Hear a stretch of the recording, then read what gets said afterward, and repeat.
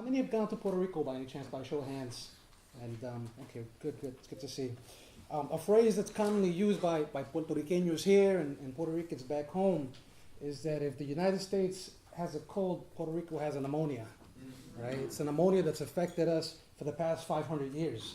That we've been a colony, 400 under Spain, 100 plus under the United States, and it's a sickness, a capitalist sickness that we can only fight by fighting back, and all the, like the presentation that Dr. Joe Stein just gave. It's something that requires people power, and it's the only cure for this capitalist concocted disease in order for us to fight back. I sometimes liken the role that we play as environmental activists or as activists, trying to fight against fracking and pipelines and so forth, as a fight to protect our mother. And I know it goes back to our indigenous roots here in the United States and around the world, but it's like I'm going to be presumptuous and assume that everybody here loves their mother. And if anybody lays a hand on your mother, you know you're going to fight back, right? And that's the same way that I feel about Puerto Rico. That's the same way I feel about the place that I call home now in the United States and in New York. So I've been involved in numerous causes over the years. I live here in New York, but my family's back in Puerto Rico. And whether it be stop and frisk and police violence or police misconduct, fighting for housing rights, fighting for worker rights, all these things are important. But as a comrade back in Brooklyn, Elizabeth Jean-Pierre, that some of you may know from the United Puerto Rican Organization of Sunset Park, usually says in some of her discussions or talks is that we can fight about all these great and wonderful things, but if we can't breathe and if we can't drink water, then what good, what use can we really do for those other causes that are so important to us? So I got a call about maybe 2 years ago at around this time in Puerto Rico. I was visiting my family, and the call came from some friends here in New York, Marion Feinberg and Jesus Mangual from the Bronx, people that have been involved with the Sustainable South, For a Better Bronx, people that have been involved in the environmental justice movement here locally. And it was related to Casa Pueblo, an organization in the center of Puerto Rico in Adjuntas that's been involved for many, many years around environmental justice movements. And the call was basically because the governor at the time, who, if you can believe it or not, is to the right of Ronald Reagan, had proposed a 92-mile long gas pipeline that was going to cut right through the heart of Puerto Rico, and was basically going to cause a huge mess, a huge cut a whole swath of land and create a huge burden for the people of Puerto Rico.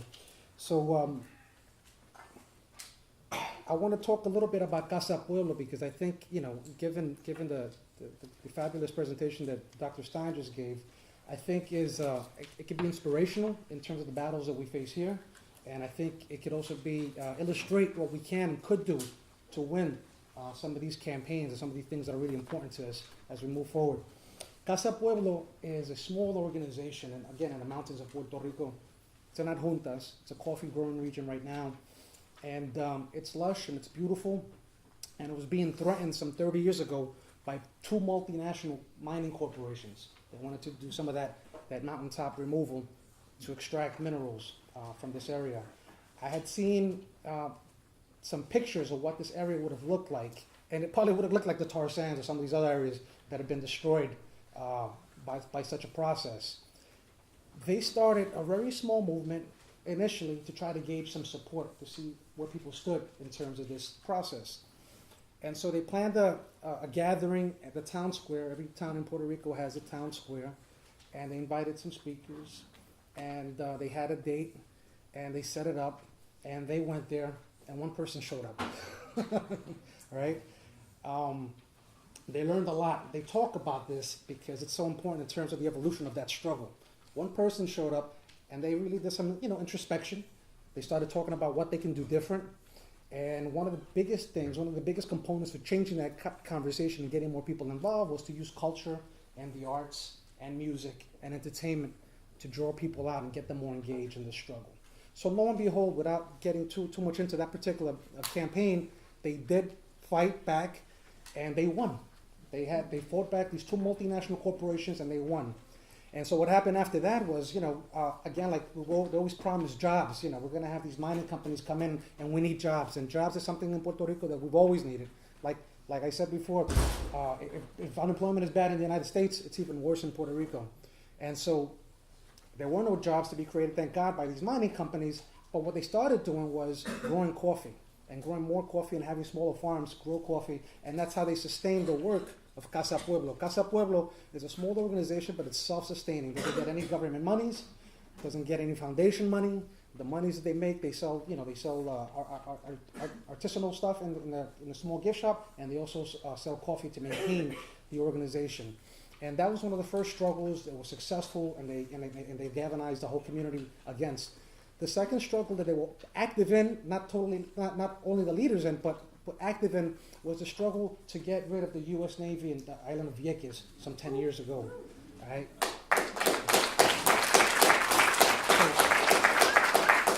So we all, a lot of us may know already that Vieques, an island that's been populated by some 11, 12,000 people, was bombed by all kinds of weapons of mass destruction for the past 70 years, before the 10 years that we now officially say that they stopped the bombing. But for 70 years before that, not only was the U.S. Navy bombing Puerto Rico, but it was also being rented to other countries to bomb. It's like rent an island, bomb an island, it took it was a long struggle. The people weren't just sitting back and relaxing and letting this happen. It happened in Vieques, and it happened in a smaller island called Culebra, not too far from there. They both are populated island municipalities in their own right, but there had been a long-term struggle, and the stuff came to the fore at around that time when a security guard got accidentally bombed and killed on the island of Vieques, and that really just motivated and galvanized all kinds of folks in the mainland of Puerto Rico, on the island, and importantly here in the diaspora. Puerto Ricans, we have about 4 million Puerto Ricans that live on the island, and about 4 million that live in the diaspora. New York City being one of the biggest places, Chicago, Philadelphia, and Florida being the other places, and as well as Hartford, Connecticut, and so forth. And also allies. We had important allies. I'm sure that many folks in here in this audience today were involved in that struggle in some form, shape, or way. And again, that was another victory that was waged. It was civil disobedience. People actually, went out to the bombing range, camped out on the mountains, in the fields, dangerous areas. I took my wife and my son at the time to the civil disobedience zones, and there was all kinds of unexploded ordnance and all kinds of toxic waste. And it makes you cry, even if you're not Puerto Rican, to go out to this island, a beautiful tropical island, and look what the damage that's been wrought by 70 years of destruction is enough to not only make you cry, but make you angry and fight back. And that's what a lot of people did. A lot of people got arrested. A lot of people from here, a lot of people from Puerto Rico. And thank God we were able to fight that struggle. And again, Casa Pueblo played a pivotal role in that. And a lot of people here, so thank you for that as well. So now we'll bring you to the gasoducto struggle, which I just mentioned. And again, I got this call. I went to Casa Pueblo. I met with the folks out there. I think the world of the Masol family, Alexis Masol, the father, it was the one that had started that struggle against the mining corporations. The son, Arturo, a biologist and a professor at the University of Puerto Rico, is also a hell of an organizer in his own right. And they had been planning a trip to New York, and we helped to facilitate that here in New York. And during that time, or about maybe a year before that, the governor of Puerto Rico, his name is Luis Fortuño. Thank God he's no longer the governor, but this is a guy that before Scott Walker, he laid off 30,000 public sector workers in Puerto Rico. We don't hear about that here, unfortunately. Before a lot of the uprisings in some of the universities, public universities here in this country, like in California, for instance, at around that time, the students in the University of Puerto Rico shut it down. Right. They shut it down. They took over those campuses and they shut it down. We don't hear again about a lot of that in the mainstream media here because that kind of stuff is dangerous to hear, especially when students here are going through the same thing, And that's one of the struggles that we hadn't been involved with here in Solidarity right before that too. This is a governor who privatized the public highway system in Puerto Rico. This is a guy who was looking to privatize public schools. He was looking to privatize hospitals. I think he would have privatized his mother had he stayed in office another minute, right? So, no disrespect to mothers again, but, but you know what I'm saying. So he was bad. This guy was a bad guy. And so he declares a state of emergency for energy. Everybody's complaining about their energy bills. He's declaring a state of emergency. What does that give you? An opportunity to circumvent all the regulatory processes, whether they be public hearings, whether they be, environmental hearings and so forth, having to put out the information that you need to put out in order for something like this to be built. This 92-mile long pipeline was going to start in the second largest city of Ponce, go through a forested, very sensitive ecological area through the middle of the island. It's, Puerto Rico is in the center of the island is mountainous and very green and lush. Go to another city called Arecibo to the north and then head back east to San Juan. In the process, it was going to go through some 13 towns, directly affect the lives of 200,000 people, go through farms, go through aquifers. There's these mountains called mogotes that supply some 1.5 million people with fresh water. It's going to go through those areas as well, affect archaeological sites, especially that are very sensitive to our Taino indigenous roots, and basically put the lives of hundreds of thousands, if not millions of people at risk because of its proximity to highly populous areas. Notwithstanding the fact that, we've seen before here and in Puerto Rico that hurricanes and earthquakes are becoming a more and more natural phenomenon, and landslides. And again, that something like that would have, really created all kinds of havoc and chaos in Puerto Rico. Casa Pueblo, working with scientists, working with the community, working with all kinds of civil society folks, all kinds of different student organizations, unions, you name it, really galvanized the struggle to the extent that 2 years ago, on May 1st, in this small mountain town that you can only access through these curvy roads that are just, one way, one way each way, and that, you got to be careful, not, to keep your eyes on the road or you'll wind up on the ditch. Got 30,000 people to march on a rainy day, a downpour day, not a rainy day like in New York. It rains in Puerto Rico hard. 30,000 people came out to say no to the gasoducto. And this is 2 years ago. 30,000 people is incredible. Here, imagine in a mountain town. And they kept that struggle going in San Juan, as well as the mountain areas, as well as committees that popped up in all these different towns that would have been affected by this gas pipeline. They had the science, they had the technology, they had the speakers, they had all this support. They started getting the newspapers involved, in terms of supporting their arguments against, because they had the data. And all the governor had was basically cronies that he was dishing out millions of dollars to design this pipeline. He had to outsource it to another outfit in the States because they didn't know how to build this pipeline in Puerto Rico, so they had to outsource this pipeline to somebody. They spent millions of dollars on PR firms to try to concoct this idea that, it was called the Greenway, by the way, the pipeline, Via Verde, right? It was called the Greenway. And when you got your bill in the mail, it said, okay, your bill is $50 for the month of February, but with the Greenway, it's going to be $25, right? And the people didn't buy it. The people, stayed firm. They kept on organizing here in New York, working with a lot of great groups here, like United for Action, a lot of anti-fracking folks, Sane Energy. We put together a lot of different events here as well, and we created a coalition or a committee called New York Contra el Gasoducto that fought locally. It was important for us as Boricuas in the diaspora and as people of conscience and goodwill to be involved in the struggle from here, because the decision for this pipeline was being made by the U.S. Army Corps of Engineers, which speaks to the colonial nature of Puerto Rico that it's in. When people started making a ruckus in Puerto Rico about the pipeline and public opinion was turning against the pipeline, what did they do? They took all the pertinent information from Puerto Rico and took it to their Jacksonville office of the U.S. Army Corps of Engineers. So now the people in Puerto Rico didn't even have access to the information that was going to be affecting them as a people, right? About a year ago, they came out finally with this this EIS, this environmental impact statement, right before the holidays. And the holidays in Puerto Rico, they start right after Thanksgiving and they last like 2 weeks after January 1st. So they know that this is a period when people are not really focused on environmental impact statements. Notwithstanding that, too, it was over 100 pages long, and it was only in English. So again, the people in Puerto Rico didn't have an opportunity to really weigh in on what this thing was going to be about. We got another month extension because they had only given us 30 days. And, notwithstanding that, we still had a lot of people weigh in. We had meetings with all kinds of folks, and we had people out on the street doing the good work of organizing in the mountains and in San Juan and everywhere else. Flashback to November. It's always, locally and internationally and nationally, it's always sometimes, it's amazing the things that you can accomplish on an election year, right? Sometimes.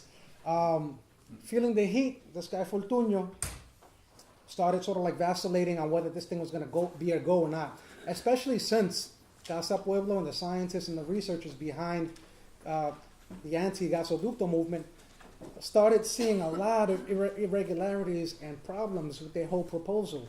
The most important glaring fact was that the infrastructure that existed in Puerto Rico to supposedly transport this gas was not going to even be operable for another 10 years. So what was the big rush, right, to put this gas pipeline there and to begin with? It was purely about siphoning money from the people of Puerto Rico to the pockets of these cronies, both in Puerto Rico and outside of Puerto Rico. People that had been bankrupt right before the administration came to power, 4 years before that. He was a one-term governor, thank God. So, again, more of the science started coming out. A lot of the important groups in Puerto Rico, like the Doctors Association, the lawyers, and more importantly, the engineers in Puerto Rico and the architects, who were like a middle-of-the-road, very conservative organization, said, you know what, this isn't feasible, this is dangerous, this is a no-go.